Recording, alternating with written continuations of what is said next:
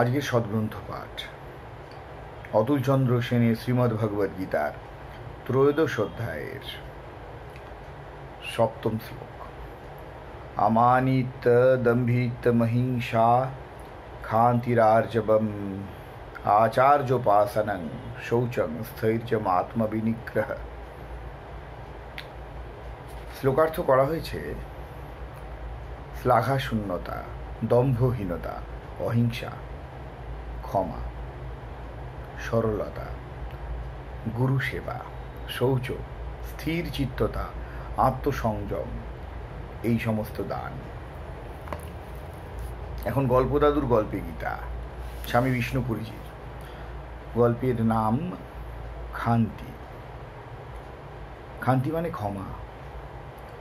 কেউ অপরাধ করলে, ক্ষতি করলে তাতে ক্ষুব্ধ না হওয়া, প্রতিশোধ না নেওয়া। পাড়ার সকলেই জানতো জয়ন্তীলাল একেবারে গোবেচারা লোক, যে যাই বলুক যাই করুক তাতে সে মোটেই প্রতিবাদটিও করে না।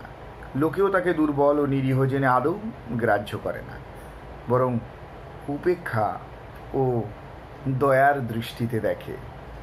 তাতে তার সামাজিক মর্যাদা বলতে আর কিছুই ছিল না। জয়ন্তীলাল এমনিতে বেশ শক্ত সমর্থ জোয়ান লোক, তার মতো পরিশ্রম অনেকেই করতে পারত না। তার ছেলে অরিন্দম যেমন লেখাপড়ায় তেমনই খেলাধুলাতেও খুব ভালো ছেলে, কিন্তু বাপের মতোই গৌবেচারী। সাথী সঙ্গীরা তাকে আলুদ্দম আলুদ্দম বলে খ্যাপায়। অরিন্দম স্কুল থেকে ফিরে এসে বাবার সঙ্গে ক্ষেতের কাজও করে। তাদের 15 বিঘা জমি, ভালো ফলন হয়। একবার কে বা কারা তাদের ক্ষেতের ধান কেটে নিয়ে গেল। জয়ন্তীলাল কিছুই বলল না। গ্রামের পঞ্চায়েত নিরপেক্ষ রইল। জয়ন্তীলাল আর থানা পুলিশ করতে গেল না। যারা এসব করছিল তাদের সাহস বাড়তে লাগলো। তারা নানাভাবে ওর আরও বেশি ক্ষতি করতে লাগলো।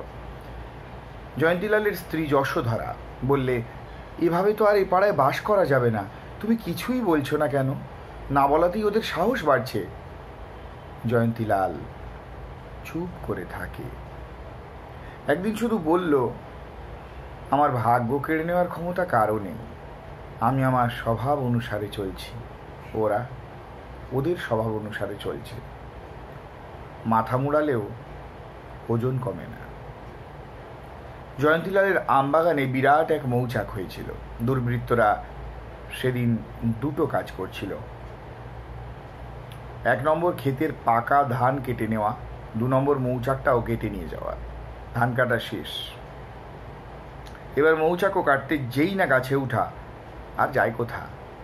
পূর্ণিমার জ্যোৎস্না রাতে মধুমক্ষিকার আক্রমণে শব্দ হতচৈতন্য। সকালবেলা সারা গ্রামে হইচই। গ্রাম পঞ্চায়েতের মিটিং বসল।